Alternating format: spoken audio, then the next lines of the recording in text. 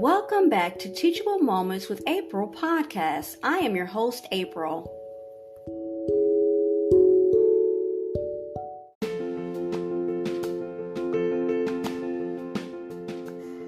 Inspire, host, create, explore endless new possibilities, next level broadcasting. If you haven't heard about Anchor by Spotify, it's the easiest way to make a podcast with everything you need all in one place. Let me explain. Anchor has tools that allow you to record and edit your podcast right from your phone or computer. When hosting on Anchor, you can distribute your podcast on listening platforms like Spotify, Apple Podcasts, and so many more. It's everything you need to make a podcast in one place. And best of all, Anchor is totally free. Download the Anchor app or go to Anchor FM to get started.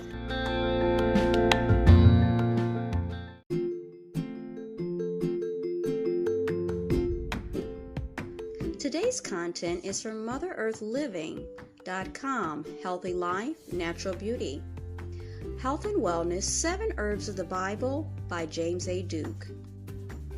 As we move into the 3rd Christian millennium, we may be ready to rekindle a medical as well as spiritual explanation of the herbs and plants that have been with us for as many as 6 millennia. The Bible mentions 128 plants that were part of everyday life in ancient Israel and its Mediterranean neighbors. These plants include almonds, apples, black mustard, cucumber, grapes, mandrake, nettle, poppy, and wormwood.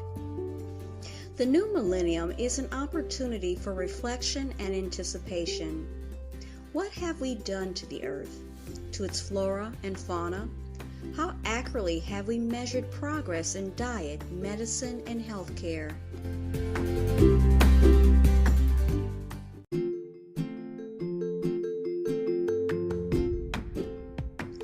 In this episode of 7 Herbs of the Bible, we are going to be looking at myrrh and turmeric. Myrrh, Esther 2:12, used for analgesic, astringent, bronchitis, and high cholesterol.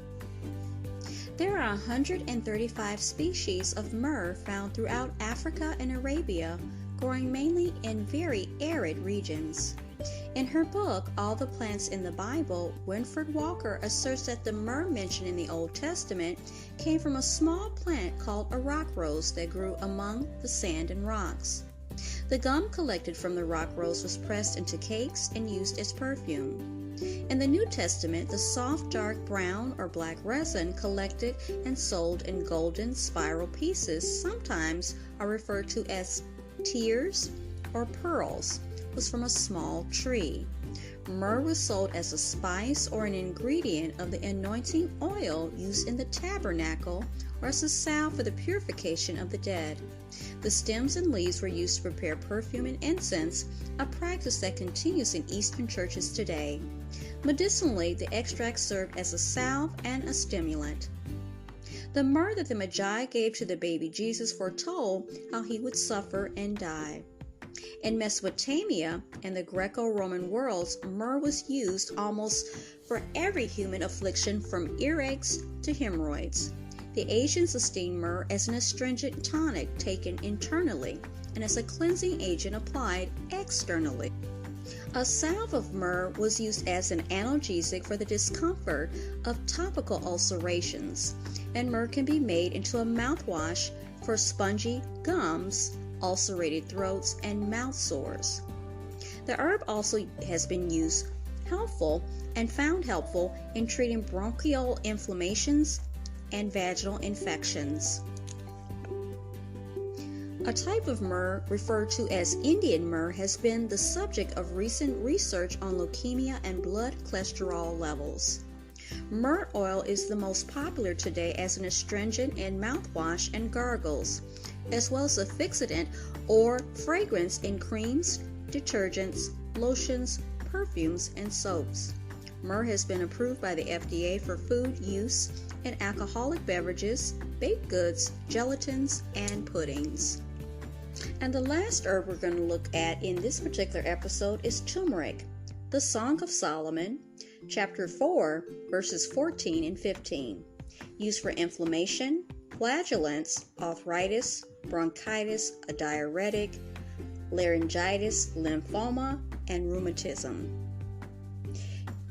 3 plants vie for the honor of being the biblical saffron: the saffron crocus, safflower, and tumeric. Since saffron is mentioned only once in the Bible, this plant presents a conundrum for botanists. Linguistically, the issue is the proper translation interpretation from the Hebrew and Arabic of these words. Okay, I confess, I want turmeric to be the saffron mentioned in the Bible. It's such a good herb that it deserves to be in the Bible. I am certain that humans have used it for thousands of years. The 3 principal components of nutritional significance are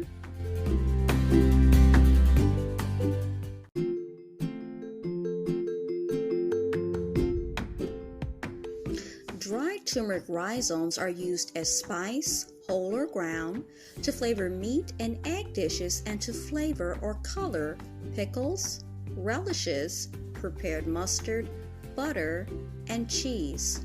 Turmeric is an indispensable constituent of curry powder. It provides a natural dye to color cloth, leather, silk, palm fiber, wool, and cotton. Its rhizomes yield an orange-yellow essential oil used in flavoring spice products and in perfumery. Powdered turmeric is an antioxidant. The essential oil of turmeric was shown and has shown as an anti-arthritic and anti-inflammatory activity in rats, and I believe that turmeric is a pain reliever, and it has preceded itself as a pain reliever way before aspirin by at least 2,000 years.